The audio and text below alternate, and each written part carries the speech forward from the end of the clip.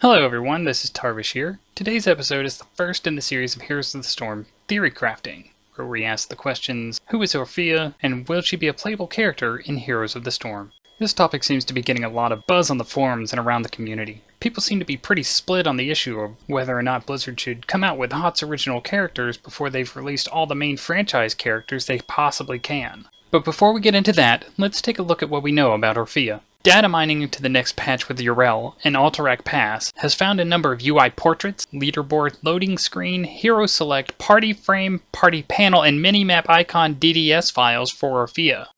Who is Orphea, you ask? Well, she was only mentioned in the Ravenlord digital comic that Blizzard released during the Dark Nexus event. She isn't shown at all, but merely referenced by the Ravenlord and his servant. The Ravenlord tells two massive servants or guards, whatever they are, that the search for Orphea must hasten, find her, or face my wrath. In the next few panels, the Ravenlord's servant asks, "Why not wait for her return before acting rashly, sir?"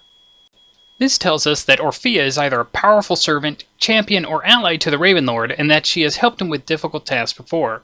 It also tells us that there's more to the story of the Nexus than we know. There's history and characters that we simply haven't met yet. This is the very beginning of a franchise and story that Blizzard can work with. The single picture of Orphea shows what looks to be a young girl with short white hair, red eyes, and clothes that look like the beginnings of a noble girl's outfit, colored violet, blue, and gold. Now, I don't want to say that Orphea is a young girl. She very well could be. She might be related to the Ravenlord. She might even be his daughter or perhaps his niece. We know the Ravenlord has family because the comic says that his family will not forgive him for unleashing creatures of the Dark Nexus. However, in my opinion, another possibility is that Orphea is a gnome from a version of the Warcraft universe. She certainly seems to have the facial features for one, except for maybe her nose is a little too tiny.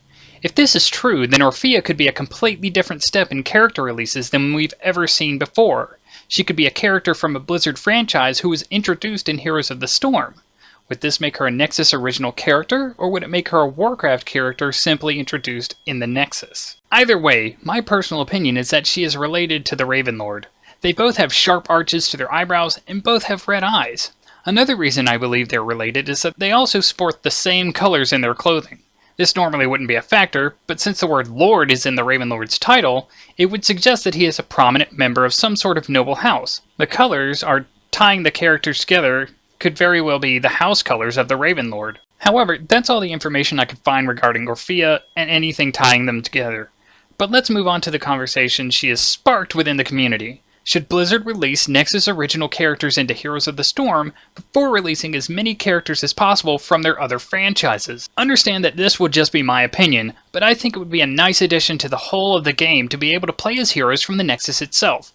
I think it would help push the narrative and give us a bit more depth to the story behind the Nexus. Now, I'm not saying Blizzard should suddenly flood the game with Nexus originals, but I think one or maybe two a year would be nice. These would be fresh characters we could learn about in Heroes of the Storm and give the franchise a bit more for the fans of the game itself to have something of their own, apart from all the other franchises. Just imagine the interaction between Nexus originals and Blizzard icons. How would Nexus original characters react to these Blizzard icon newcomers battling in the Nexus? Would they welcome their aid? Scoff at their ignorance of what is truly going on in the Nexus? Maybe they could try to convince the heroes to join one side of the confrontation or another. For instance, if we get Orphea as a character and she is loyal to the Ravenlord, imagine getting unique in-game dialogue on Towers of Doom if you're playing her and put on the Gravekeeper's team. Maybe the Ravenlord shouts about treachery or asks what she's up to. She might reply that it's no fun playing second fiddle to him, or tell him that he'll just have to watch and see, and that he's not the only one with plans. Getting Nexus original characters would make HOTS more unique and something beyond just a Blizzard MOBA. It would allow the game to start standing on its own merit. It would also help increase the game's lifespan by sprinkling in a few characters here and there, which would help bolster the roster and give more time for Blizzard to work on more classic characters.